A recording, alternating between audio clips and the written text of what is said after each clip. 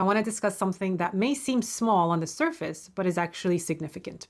Doing things out of character. Specifically, letting yourself be silly, playful, and even a little ridiculous. The kind of stuff most of us avoid because we're worried about being judged, or worse, being seen as stupid, foolish, unprofessional, uneducated, what have you, crazy. Yeah, I've heard it all. But here's the truth.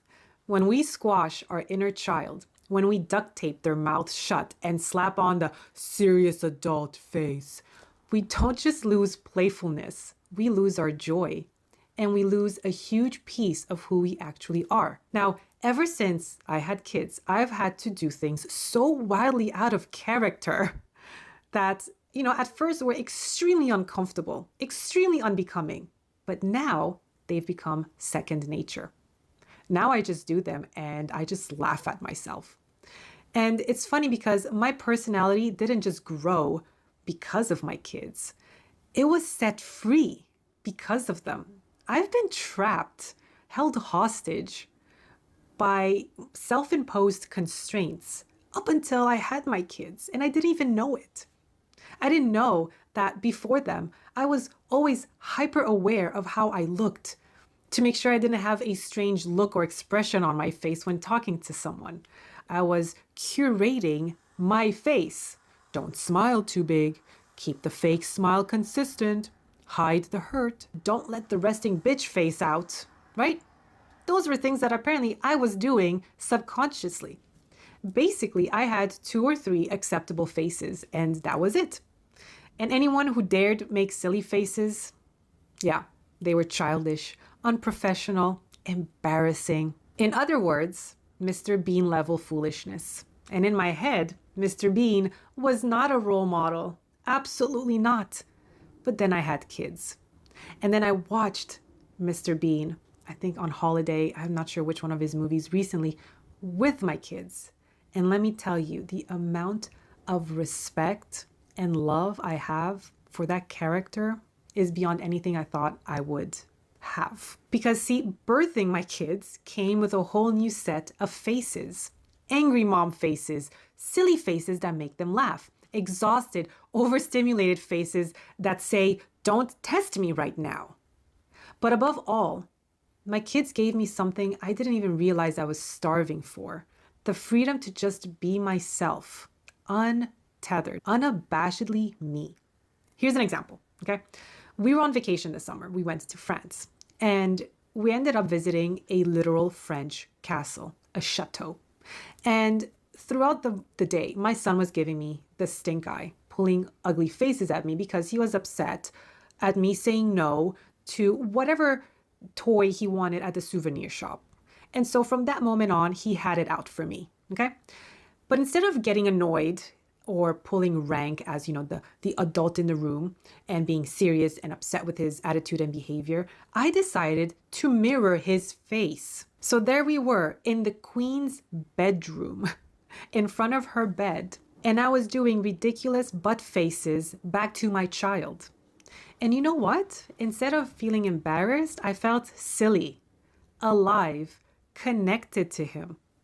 And if you were someone that walked by, I'm sorry for that, but you would have seen a mom connecting with her kid. But underneath that, there's a deeper layer at play. It was me healing from years of self-suppression. But I didn't stop there that day, because later on the perfectly manicured castle lawn, my son was still grumpy. And instead of nagging him or sulking and just let him ruin my day, I grabbed his hand and I sprinted through the crowd, through the grass, laughing my head off. And by the end, when we got across the field, he looked up at me, sweaty and smiling, and he said, "Mom, you've never done anything like that before." And he was right. I hadn't. Not because I couldn't, but because I never allowed myself to.